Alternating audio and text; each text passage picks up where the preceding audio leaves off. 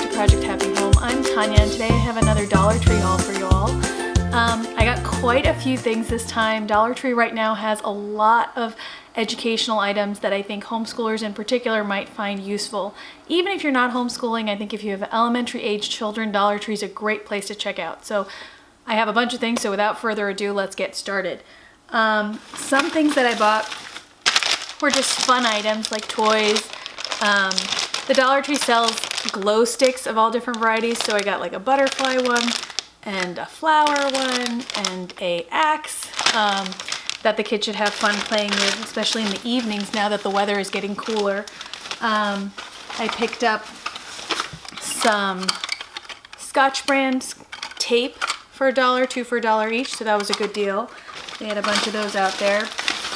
I picked up a couple stamp pads in a variety of colors. These aren't the best stamp pads, they don't last the longest, but when I buy more expensive ones, I find that the kids leave the caps off for long enough that they turn into bad stamp pads. So I might as well just buy a $1 one that if it gets spoiled, it's not the biggest deal in the world. I bought some fun die cut shapes of some Arctic animals. These are always fun to paste, to let the kids paste on popsicle sticks when you do science units on the Arctic or any. Got a bunch of workbooks actually. One was just a Hello Kitty paint with water workbook. Super useful. It is really nice to give these to my 2-year-old so that she can paint and color along with her siblings with just water. And I also picked up a bunch of biblical workbooks. They have, I don't know how many they have, but at my Dollar Tree they had Moses, David, Noah, Joseph, Jesus, and Jonah. So if I can just show you real fast, here's the Moses one. They're sticker books.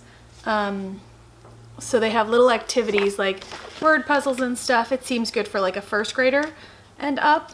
And then they have word searches and they have other places where you can stick in the stickers, and it comes with 2 full pages of stickers. The Moses one has, which I think is very cute, they have in like understandable English, the 10 Commandments stickers. The Story of David one is cute. Let's see. Here's Noah, and I'll show you the stickers inside there. So you have all the animals, you have some word stickers with animal names so they could do some matching. There's Joseph. And the stickers inside for that. And the Jesus one. And they have some stickers inside that one also. I bought 3 of each. I figure as the kids get older, sometimes these come back, but I'm always afraid that if I find something really good that one of the kids likes, that later on when the other ones get older, they won't have it. So when I find something cute like that, I generally buy a bunch of them. As I mentioned before, we're a secular homeschooling family, but I do like to present parables, biblical stories, stories from Buddhism, stories from Hinduism, stories from Islam, really any kind of faith. If the parable or story illustrates a human virtue that will help them grow into good, strong, brave, and honest people, then I'm all about that. So the stories of the prophets certainly do that. Another thing I bought were these house kits. They basically pop out the shapes. They're lightweight cardboard. I doubt that they'll last an incredibly long time, but I think it'd be a fun activity, like a fun building activity. And they put them into like slots to build something. So this one builds a house. This one builds a firehouse, I think, a fire station. And then there's one that builds a knight's castle. You can see up here. And I think I bought 2 more. One that builds a barn and one that builds a dollhouse. So those should be fun. Another thing I picked up, some more die cuts. These are savanna animals, so that'll be good. And I picked up a bunch of these floor tapes. They are basically tapes. They're basically masking tape, but they come in fun different colors, and I like to do jump learning, so that's what I call it. I put like shapes on the floor or numbers on the floor or letters on the floor with tape, and then they jump around onto them as I shout them out to see if they know them, or we create little obstacle courses, or we create starting lines or end lines for races. Sometimes webs and doorways, so that you arrange it so that the sticky side faces the child, and then the kid gets to throw like little paper poms or paper balls at them to stick them. Super useful. They're only $1 each, and it comes with 15 meters, so a good length in each one. I bought a white one, a red one, a blue one, and a green one, and another red one, I guess. Oh no, a yellow one. Oh, and I also got a black one, which I thought was nice. You never see black. Masking too. I got some more of those little nail art kits for my second. She loves these. They're really easy. No mess, no fuss. I can have her stick them on, and I'll just file her nails after to get the edges off, or I just stick them on myself. It's a nice little activity for the two of us to do just by ourselves. The Dollar Tree carries these flossers. I don't know if I've mentioned them before. They're called plackers. They are excellent. They have like a nice thick handle for the kids to make it easy to hold. They're really sturdy. The floss doesn't break.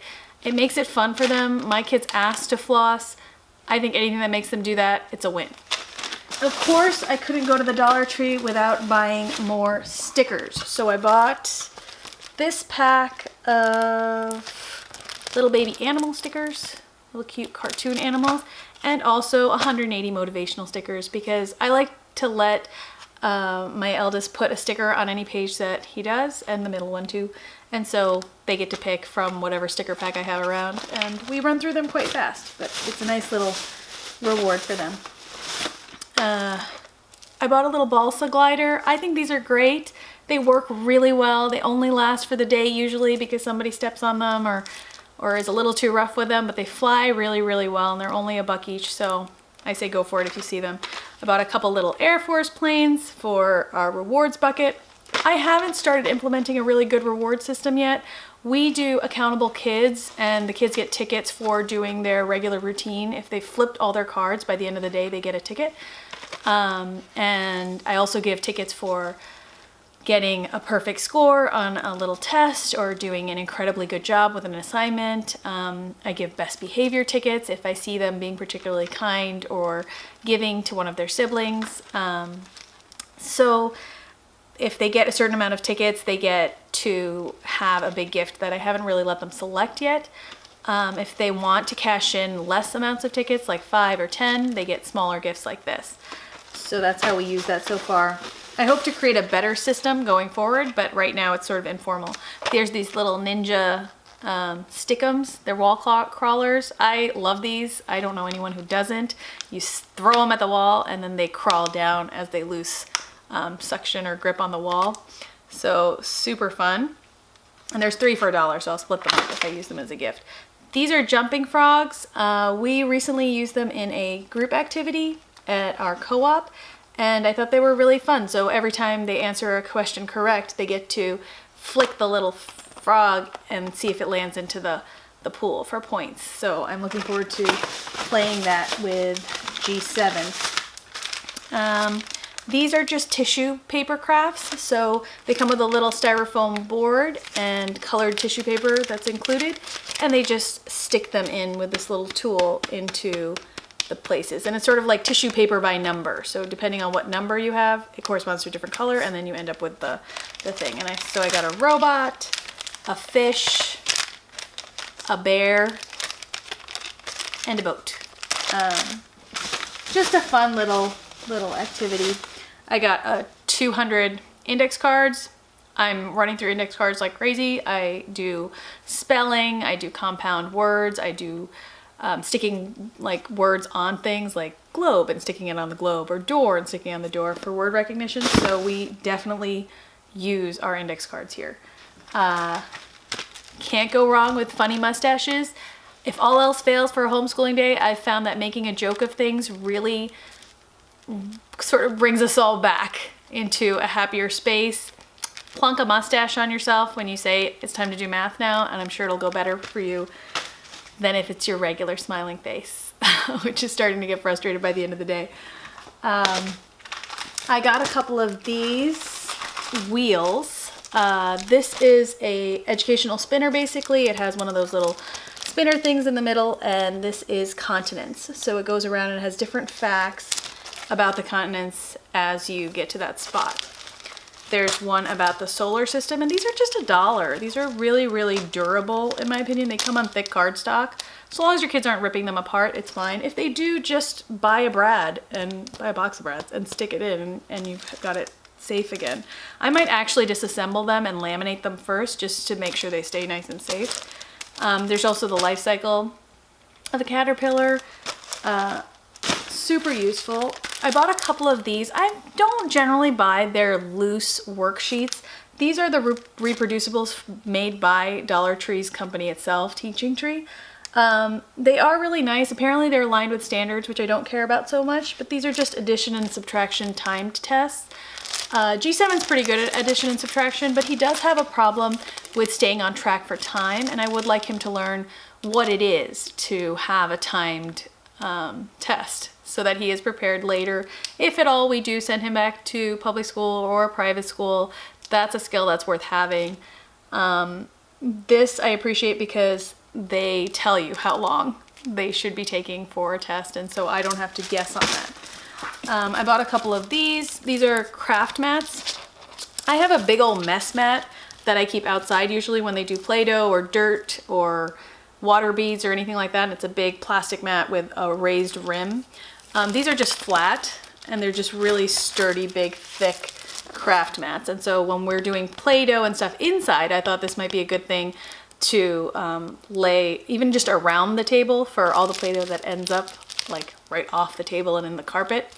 Or when they do painting or coloring on the dining table or anything like that, I thought this would be a nice, big, safe spot.